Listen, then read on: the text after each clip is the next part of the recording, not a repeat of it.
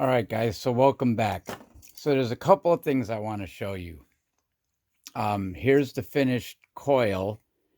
Came out really, really nice. I put some resin on the outside of it. Yeah, it came out really nice.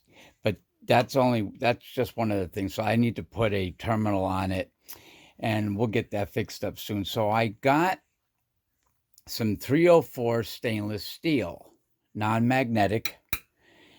So you can see this is a neodymium magnet. You can see nothing, right? Non-magnetic, which is what you need for a good rotor shaft for a maglev, because you can't have something that's magnetic. And I've used stainless steel that was kind of magnetic, but this is non-magnetic. And so the only issue I have is this is all one size. I don't have access to a machine shop, because what I'd like to do is turn down the end to fit a magnet on there so that it will butt up against the edge of the stainless steel. So I would turn it down about an inch, or actually maybe about 20 millimeters, and I would turn down the OD just on the ends so that a neodymium magnet ring would fit on there. Probably, turn it down to like 10 millimeters or something. I think I have some new 7/8 rings that'll fit beautifully inside of the outer ring for the maglev. Problem is I don't have a machine shop to do that. What I could do is I could put this in a drill, or even put it in my drill press like this, and then just take a grinding disc, a nice square one, and as it's spinning in one direction, turn the grinder on another direction. That's a little sloppy. I really don't want to do it like that. So what I decided to do is break out my homemade lathe. Now, granted, this is a wood lathe, and I made it several years back by taking an old drill press that I had, laying it on its side. I needed to buy one of these end pieces, which are really cheap. And it's great for turning wood. I made, this is all homemade. I got some all thread back here. And this is a smaller piece of the same 304 stainless steel that I'm going to test it on. I was going to try to do it just like this. I don't know that it will work like that. It should. Of course, I can't turn it down the way you would on a machine shop or on a machine lathe. But what I can do is I can loosen this guy up, move it out of the way, build a steady rest that would encompass this right here and keep this shaft perfectly still while this is spinning, and do the same trick that I just talked about with a grinding disc on a grinder. And I've got several grinders. And I was even thinking about mounting a lever arm on here with the grinding disc so that I can have consistent and accurate grinding, and grind that down to the OD to fit the ID of the ring magnet. I haven't used this guy in a long time, and so I have a belt for him that goes back here, and depending on obviously how I set the belt up, I can either make it go fast or slow, right? Put the belt on the wider ones, and this back motor adjusts back and forth like that, so I can change the belt. Right now it's set up, I think, for the highest speed, or one of the highest speeds. I think it's this guy right here. No, one of the lower speeds, I'm sorry. Higher speed, lower speed, I'm not really sure. Anyway, this was my first drill press that I had before I got the Wen over there, which is working really, really well. There it is. So I'm going to see what I can get done here on this test piece. Get out of the way. On this test piece, what I may try to do is do it just like that, just to see how it works out. Once I get it up and running, I'll show you guys. All right? Stay tuned. All right, so I just so happen to have a bearing that fits this that I can build a steady rest out of, and I'll show you what it would look like. It would look like that, right? There's definitely a wobble in it. This chuck is old and not very good, so it's not holding it very straight, but the steady rest will hold it straight enough where I could, and there's nothing wrong with this. This is not bent, but the steady rest will hold it, excuse me, stiff enough where I could grind away this material so that I can slowly but surely sneak up on a nice tight fit on the magnet without breaking the magnet. We all know how fragile those neodymium magnets are. And then eventually put this on there, which will then eventually go inside here like that, and the magnets will go in there. And then, because the maglev is all set up, it's ready to go. I just need a better rotor rod. I need a better rotor rod, so I need to measure this and build a steady rest and get that going. All right, stay tuned. So, excuse me, it turns out it's not the chuck that's bad. It's the 3 teeth that are grabbing the rod. You know, they're not precision. They're not meant for a machine shop. So I tried setting it in there separately, or at different, different times, not different times, but putting it in there several different ways to see if I can't get it to, go straight out. But there's always going to be a wobble because, again, this is only a 3-jaw chuck. And it should center it, and it does, but it's really worn. This is really old. So, yeah, I'm going to definitely need the steady rest here, and we'll go from there. Stay tuned. All right, so I have my steady rest all glued up. I measured it all out.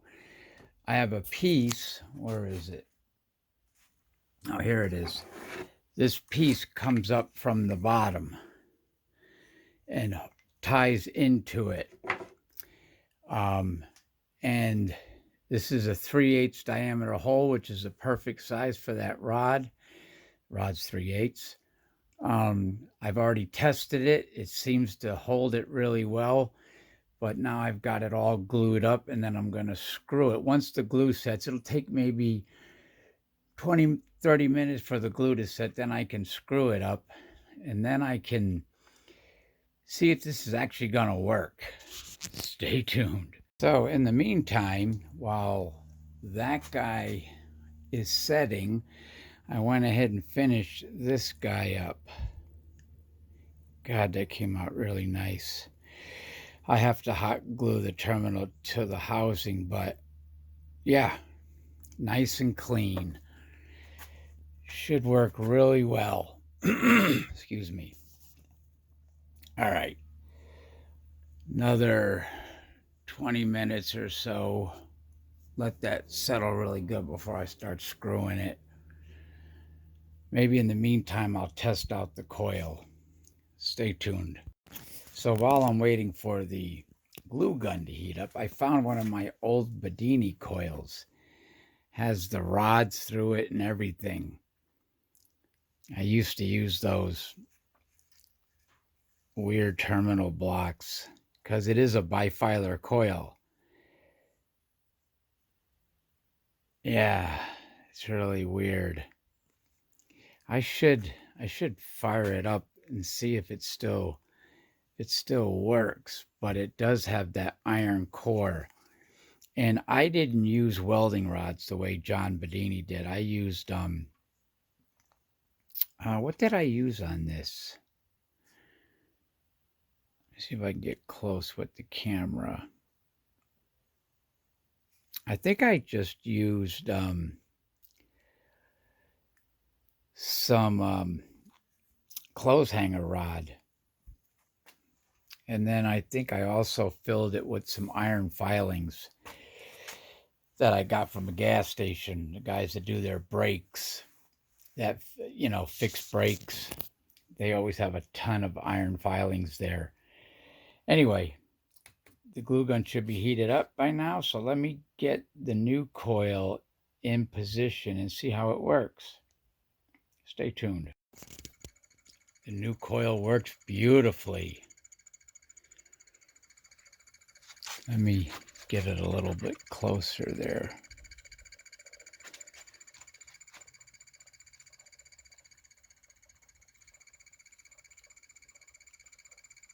So with this coil, I mean with the JL94 circuit, the closer you get to the rotor, the better. With the Hall sensor, it's a little different. It's working nice. Of course, the camera doesn't pick it up. Nice and quiet too. 12.5 volts. She's flying. Coil works beautifully. Nice coil. Nice coil. So it does pay to take your time. So I think there's like 5, maybe 6 layers on here. And at about, I don't know, 1, 2, 3, 6, 9, 12, 14, 16, maybe 25 windings per. See, when I look at it with my eyes, I only see one solid red ring. I don't see that chatter the way the camera sees it. And the same thing with this, I see a solid light.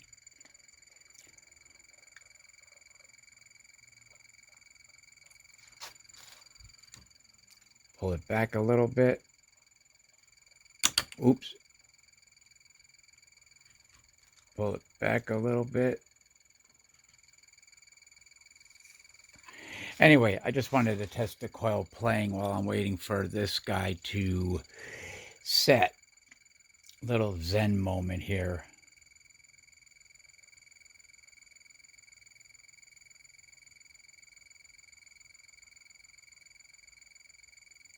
That VCR bearing has a nice, I wouldn't call it a click. I don't know what you'd call it. And it looks like the resin is holding the end caps in just fine. Or the resin where I poured it in the base of the end cap so I could screw the magnets in. If you're new and you're watching this and you don't know what I'm talking about, go back a few videos and you'll see it. All right, stay tuned. So I have the Hall sensor connected to it. It's not turned on. Let me turn it on. So the Hall sensor really makes this thing fly. To the point where I'm a little nervous.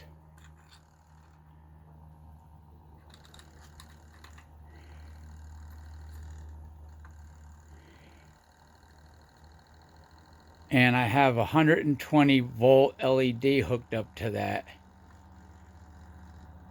And it's weird because where I put the Hall sensor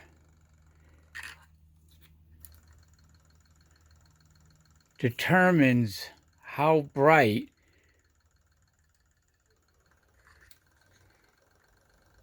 there it goes. Yeah, it's flying. Oops. Yeah, it's going way too fast. I know you guys can't tell there, but the Hall sensor, this circuit that Sky Collection built, is much better for a coil like this because it really, ooh, Yeah, the transistor was getting a little warm, which is unusual. I must not have had it set correctly. Let me get the other circuit out. I've got a beautiful one I want to show you guys, but I want to get this thing going first. I just wanted to show you the difference in speed using a Hall circuit versus the JL94. Don't get me wrong, I love the JL94. It's one of the best circuits out there. Oh yeah, I got my screwdrivers from Diresta, Jimmy Diresta. I always order his stuff. He has the best stuff. His pencils, screwdrivers, giant razor blade. I don't know where that giant razor blade is. It's around this mess somewhere. But I always order his stuff. Probably doesn't even know I'm alive. Doesn't matter. His stuff is really cool. Anyway, I just wanted to show you the Hall circuit. It's on the end of this thing. It broke my little stand. I got to make another one. Anyway, stay tuned. So this is the newest circuit. This one is scary good. Watch.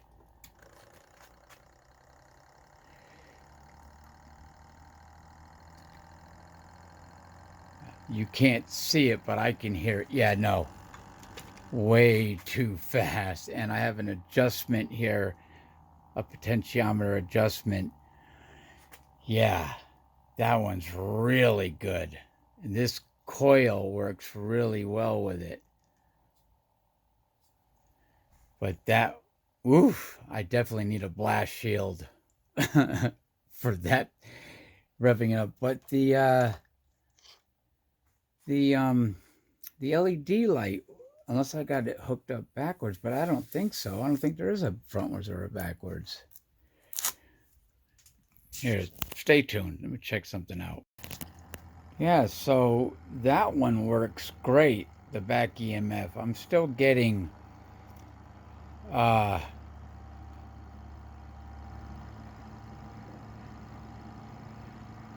still getting the neon bulb lighting up, which it shouldn't. But that's so it's blinking for you guys, but it's solid for me. I need to turn this down. That is flying. And it's not even, I'm not even tuned it. The Hall sensor is just sitting in there. I got to figure out what's going on with these LEDs. Because these are the same thing. These are 123 volts. This is 120 volt. This is 50 hertz. This is 60 hertz. Sorry. 123 volts, 50 hertz, 120 volts, 60 hertz.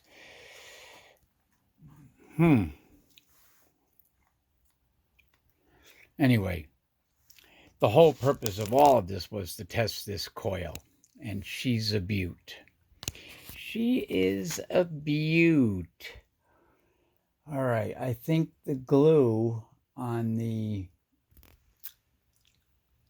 steady rest is good. So let's give it a try. Stay tuned. So it looks pretty funky, but it works really well. You can see that's nice and steady.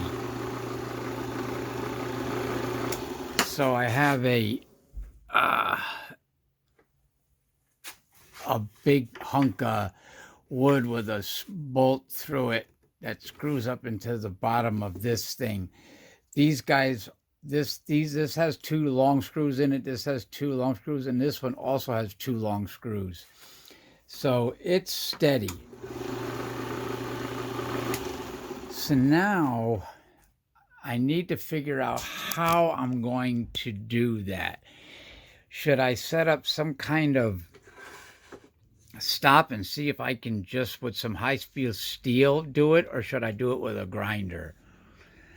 I'm going to let you guys figure that one out. No, I'm kidding. I'm probably going to do it with a grinder, but I'm not going to do it until tomorrow.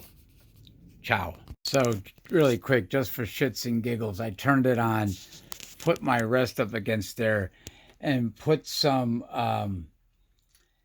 high-speed steel. It was a chisel.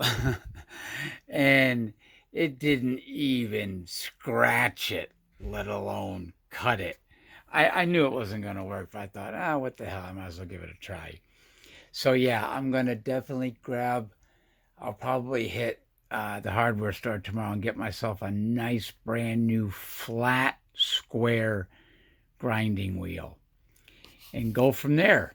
Stay tuned. Also, really quick, just to show you how accurate this is, my tailstock goes right up into the center of that rod. So I know I'm true. In fact, what I may do is, this has a screw underneath here too. What I may do just to give it a little extra oomph. There. No, I'm not going to leave it like that. It just looks really cool. Seeing that I got this thing perfect. Because when I built this, I built the tailstock first to align with this head. And this tailstock slides. There's a screw underneath here. A big, yeah, you can see it right there. That ties this guy down. And I ran it into here and centered it that way. That was one of the, and then I built some outer pieces and some of this stuff and blah, blah, blah. But I've used it for wood turning and it's freaking great. Anyway, I don't know what I'm doing here. Ciao.